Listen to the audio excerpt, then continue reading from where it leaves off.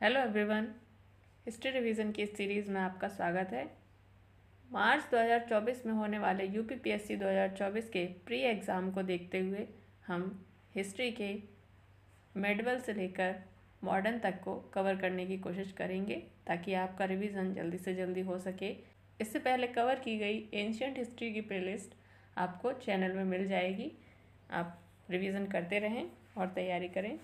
चलिए वीडियो शुरू करते हैं। विजयनगर राज्य की स्थापना की थी तो यह की थी हरिहर और बुक्का ने। हरिहर और बुक्का भाई हैं दो।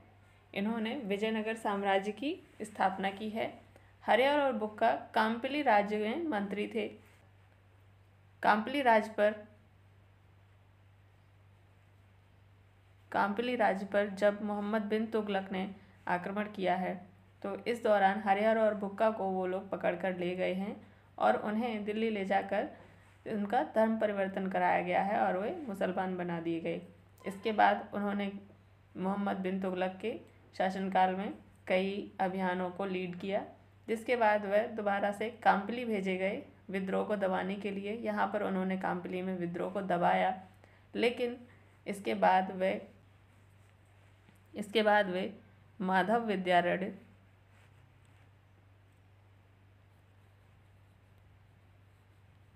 माधव विद्यारण्य के प्रभाव में आकर पुनः हिंदू बन गए। उन्होंने हिंदू धर्म को वापस से स्वीकार किया और उनका शुद्धिकरण भी कराया गया। और माधव विद्यारण्य और इनके भाई शायड़ के प्रभाव से इन्होंने विजयनगर साम्राज्य की नींव डाली है। तो ये पूरी कहानी है विजयनगर साम्राज्य की नींव पढ़ने की। यह साम्राज्य तुंगभद्रा नदी के किनारे स्थित था।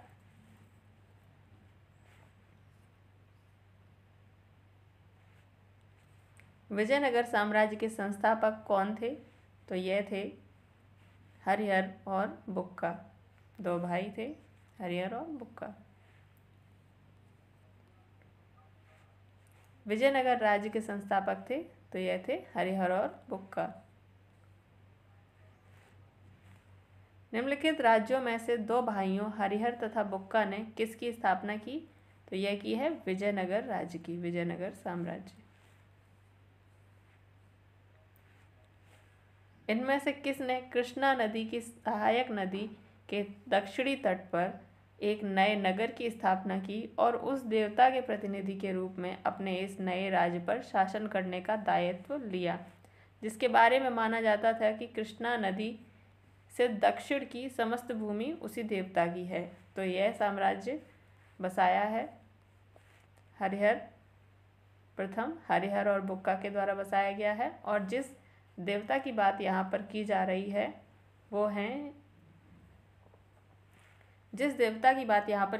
है वो है भगवान विरूपाक्ष। ऐसा माना जाता है कि कृष्णा नदी के दक्षिण में भारत भूमि में जितना भी क्षेत्र आता है वह सभी भगवान विरूपाक्ष का देश है।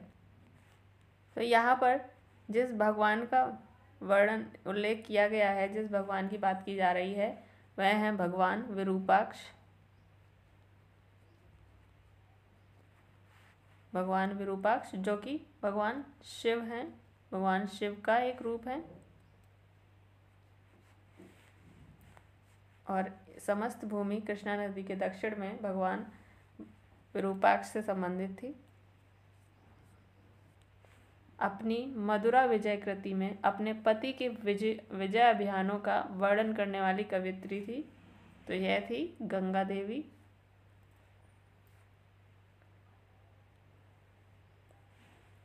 हरिहर प्रथम के काल में मथुरा पर एक अभियान भेजा गया था जिसको लीड किया था कुमार कंपन ने।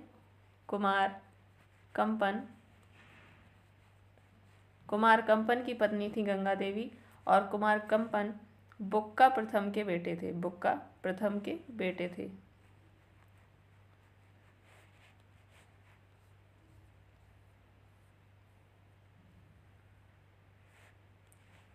विजयनगर के उस पहले शासक की पहचान करें जिसने बहमनियों से गोवा को छीना। तो ये थे हरिहर द्वितीय। यह बुक्का प्रथम के बेटे थे। इन्होंने बहमनियों से गोवा क्षेत्र को छीन लिया था। विजय प्राप्त की है इस क्षेत्र पर। निम्नलिखित कथनों पर विचार कीजिए। नरसिंह सालोव ने संगम वंश का अंत किया और उसने राज सिंहासन छीनकर सालोव वंश आरंभ किया। तो संगम वंश यानी कि हरिहर और बुक्का के द्वारा स्थापित जो वंश था उसका नाम था संगम वंश। तो संगम वंश का अंत किया है नरसिंह सालोव ने, यह सही है कथन। और उसने राज सिंहासन छीनकर सालोव वंश का आरंभ किया। तो सालोव वंश, नरसिंह सालोव ने सालोव वंश की स्थापना की है संगम वंश को हटाकर। वीर नरसिंह ने अंतिम सालोव शासक को गद्दी से उतारकर राज सिंहासन छीना। तो ये भी बिल्कुल सही है। वीर नरसिंह ने अंतिम सालोव शासक को गद्दी से उतारकर यहाँ पर तुलुक वंश की स्थापना की है। वीर नरसिंह के उत्तरवर्ती उनके अनुज कृष्णदेव राय थे। तो ये भी बिल्कुल सही है, तीनों ही कथन सही है यहाँ पर।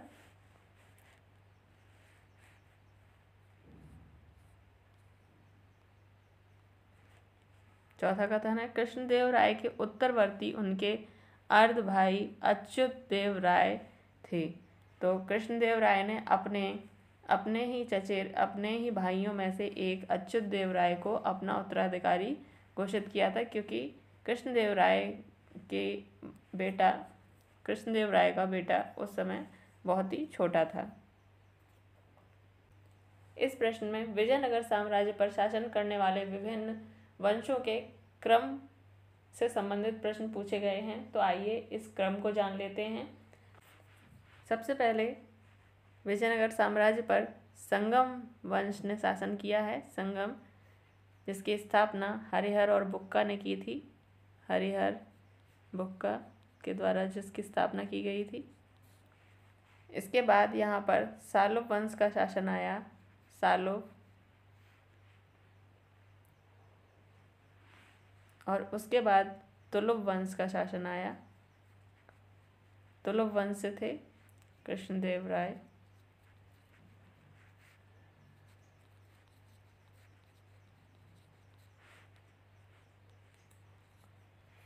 अगले प्रश्न पर चलते हैं। विजयनगर के राजा कृष्णदेव राय ने गोलकुंडा का युद्ध किस राजा के साथ लड़ा था? तो ये थे कुली कुतुब शाह। इनके द्वारा गोलकुंडा में कुतुब शाही थी और कुली कुतुब शाह से युद्ध किया था कृष्णदेव राय ने।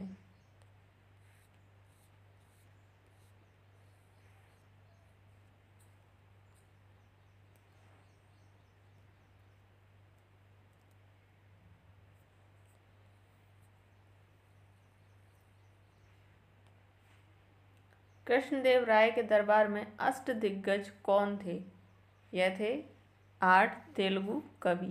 कृष्णदेव राय ने तेलुगु कवियों को संरक्षण दिया था, जिसमें 8 तेलुगु कवि थे। इनको अष्टदिग्गज कहा जाता था। तेलुगु भाषा को कृष्णदेव राय के दरबार में आश्रय मिला हुआ था। और स्वयं कृष्णदेव राय ने भी एक कृति अमुक्तमाल्यद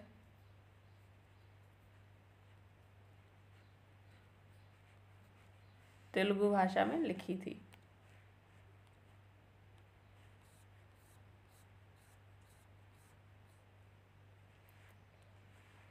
इनमें से किसे आंध्र भोज भी कहा जाता है? तो ये कहा जाता है कृष्णदेव राय को। कृष्णदेव राय ने आंध्र भोज की उपाधि ली। अष्टदिग्गज किस राजा से संबंधित थे? तो यह थे कृष्णदेव राय से। अष्टदिग्गज यानी कि तेलुगु के 8 विद्वान कवि थे। प्रसिद्ध विजयनगर शासक कृष्णदेव राय के अधीन किस साहित्य का स्वर्ण युग था? तो यह था तेलुगु का। तेलुगु को प्रश्रय दिया था और स्वयं कृष्णदेव राय भी तेलुगु के अच्छे जानकार थे। अमुक्तमाल्यद की उन्होंने रचना की तेलुगु भाषा में। कृष्णदेव राय ने किस नगर की स्थापना की? तो यह की थी नागलपुर नगर की स्थापना की थी कृष्णदेव राय ने। इन्होंने अमुक्तमाल्यद एक पुस्तक लिखी है तेलुगु भाषा में और नागलपुर नगर भी बसाया है। निम्न कथनों पर विचार कीजिए और नीचे दिए कूट का प्रयोग करते हुए सही उत्तर का चयन कीजिए। तो यहाँ पर कथन और कूट दिए हुए हैं। कथन है, विजयनगर के शासक कृष्णदेव राय ने अमुक्त माल्यद ग्रंथ की रचना की। कृष्णदेव राय को आंध्र भोज के नाम से भी जाना जाता है। तो ये दोनों ही सही हैं। अमुक्त माल्यद की रचना की है कृष्णदेव राय ने और इनको आंध्र भोज भी कहा जाता है। उनके दरबार को अलसानी पेदन्ना नामक राजकवि सुशोभित करता था, जो संस्कृत एवं तमिल दोनों भाषाओं का ज्ञाता था। तो यहाँ पर तमिल के बजाय होना चाहिए था तेलुगु।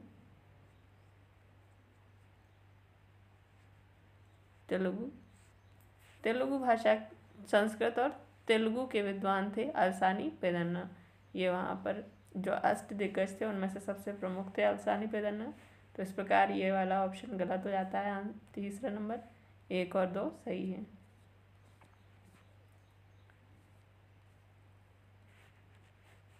विजयनगर का प्रसिद्ध हजारा मंदिर किसके शासनकाल में निर्मित हुआ था? तो यह हुआ था कृष्णदेव राय के समय में। कृष्णदेव राय ने हजारा मंदिर का निर्माण कराया था।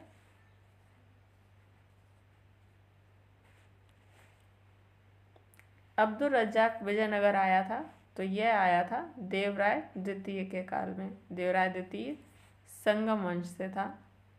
संगम यानी कि हरिहर और बुक्का के द्वारा स्थापित वंश से था देवराय द्वितीय, और इसी के समय में आया था यात्री अब्दुल रज्जाक। और ये अब्दुल रज्जाक फारस का यात्री था। फारसी यात्री अब्दुल रज्जाक भारत में किस राजा के शासनकाल में आया था? तो यह आया था देवराय द्वितीय के शासनकाल में।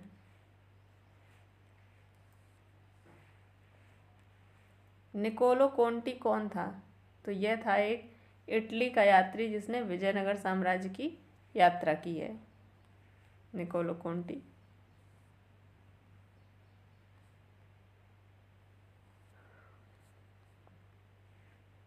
निकोलो कोंटी ने देवराय प्रथम, संगम वंश के शासक देवराय प्रथम के समय में विजयनगर साम्राज्य की यात्रा की है।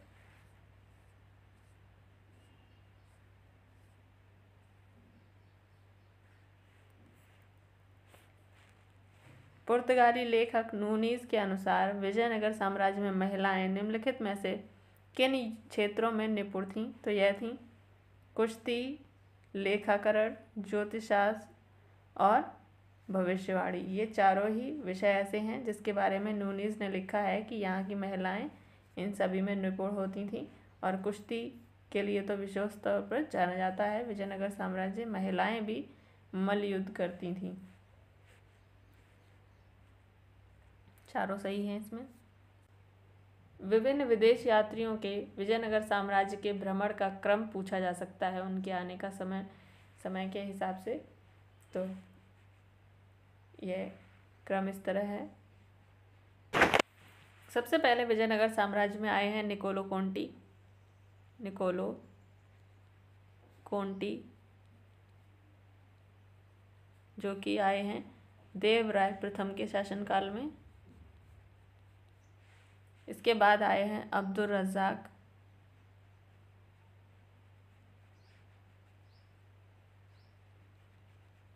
अब्दुल रज्जाक आए हैं देवराय द्वितीय के शासनकाल में। इसके बाद आए हैं नूनीज।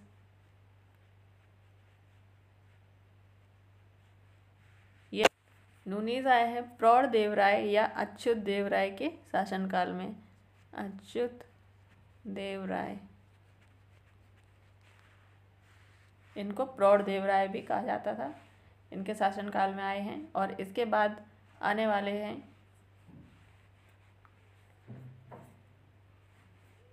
नूनीज के बाद आए हैं डोमिंगो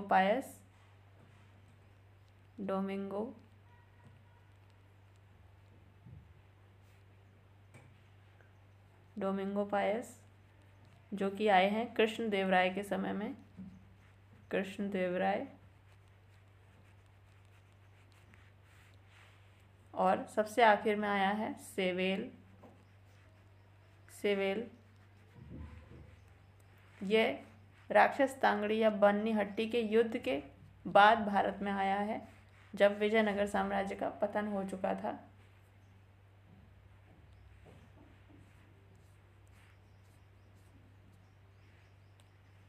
निम्नलिखित में से कौन महाभारत के तेलुगु अनुवादों के लिए विख्यात है?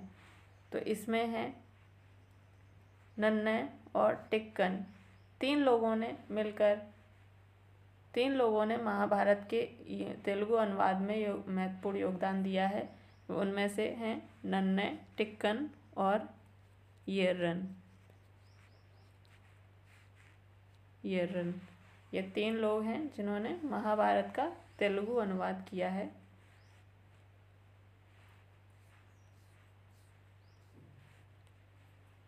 वैदिक ग्रंथों के भाष्यकार शायण को आश्रय प्राप्त था, तो यह था विजयनगर राजाओं का। शायण की प्रेरणा से ही उन्होंने विजयनगर साम्राज्य की नींव डाली थी। वैदिक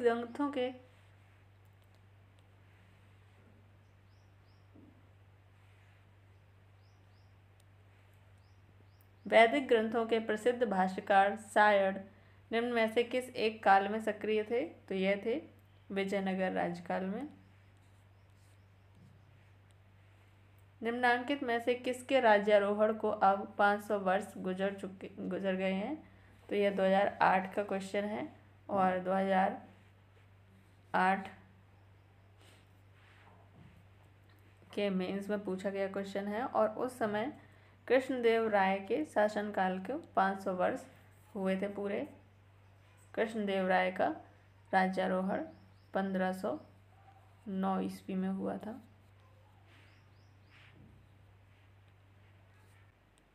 पंद्रह 1565 में कौन सा प्रसिद्ध युद्ध हुआ था? तो यह हुआ था तालीकोटा का युद्ध, जिसको राक्षस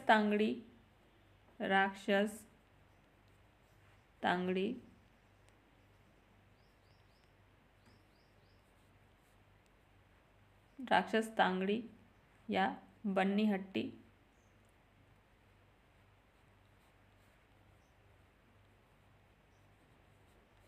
हट्टी का युद्ध भी कहा जाता है।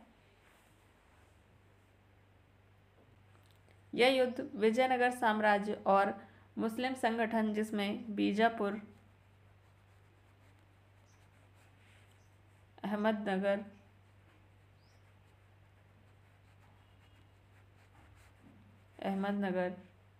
गोलकुंडा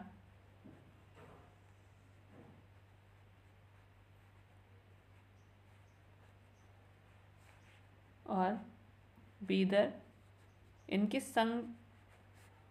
संयुक्त सेना ने बीजापुर, अहमदनगर, गोलकुंडा और बीदर की संयुक्त सेनाओं ने विजयनगर साम्राज्य से युद्ध किया था। और इस युद्ध के बाद विजयनगर साम्राज्य समाप्त हो गया था। तालीकोटा युद्ध के समय यहाँ का शासक था सदाशिव।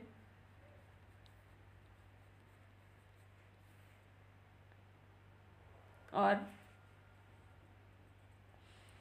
लेकिन वास्तविक सत्ता उसके मंत्री राम राय के हाथों में थी इस समय, जिस समय तालीकोटा का युद्ध हुआ था।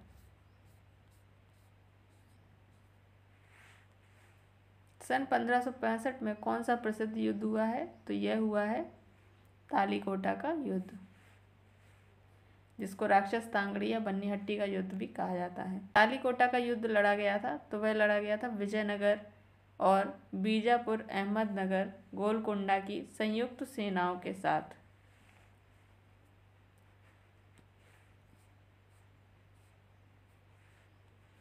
तालीकोटा का युद्ध हुआ था, यह हुआ था 1565 ईस्वी में। जब राजा वोडियार ने मैसूर राज्य की स्थापना की, तब विजयनगर साम्राज्य का शासक कौन था? तो वह था वेंकट द्वितीय। विजयनगर साम्राज्य के पतन के बाद वहां पर आरविडु वंश का शासन हुआ।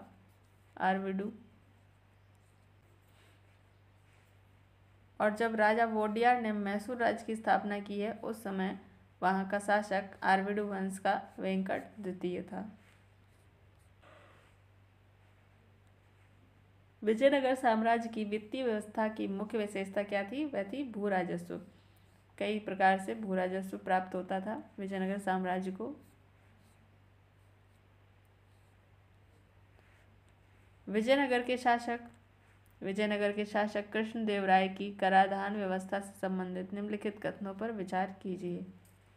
भूमि की गुणवत्ता के आधार पर भू राजस्व की दर नियत होती थी। तो ये बिल्कुल ही सही है। भूमि की गुणवत्ता के आधार पर भू राजस्व की दर नियत होती थी। कारखानों के निजी स्वामी एक औद्योगिक कर देते थे। तो ये भी बिल्कुल सही है। कारखानों के जो निजी स्वामी होते थे वह एक औद्योगिक कर देते थे राजा को।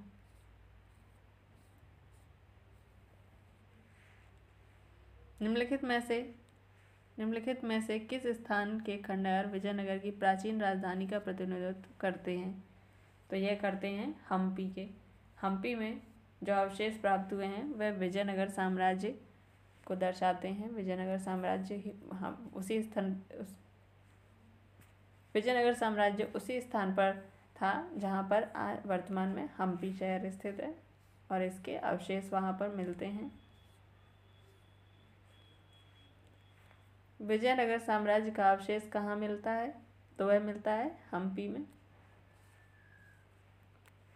विजयनगर के किस शासक ने चीन के सम्राट के पास अपना राजदूत भेजा? तो यह भेजा था बुक्का प्रथम ने।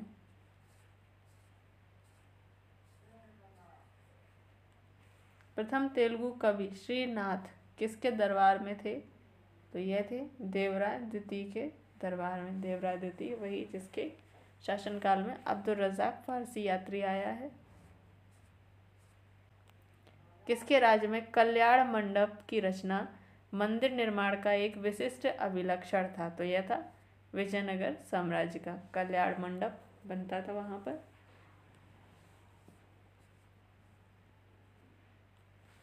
प्रसिद्ध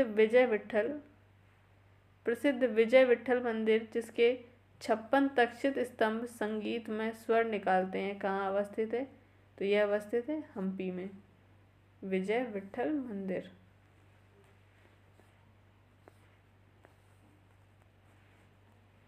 विजयनगर काल में दक्षिण भारत की किस नृत्य परंपरा का पहली बार विकास हुआ? तो यह हुआ है यक्षगान का। विजयनगर साम्राज्य के समय ही यक्षगान का नृत्य परंपरा का विकास हुआ है पहली बार। इसके साथ ही विजयनगर साम्राज्य से संबंधित प्रश्न समाप्त होते हैं। अगले वीडियो में मिलते हैं, तब तक पढ़ते रहिए। वीडियो पसंद आए तो लाइक शेयर करें और चैनल को सब्सक्राइब करें।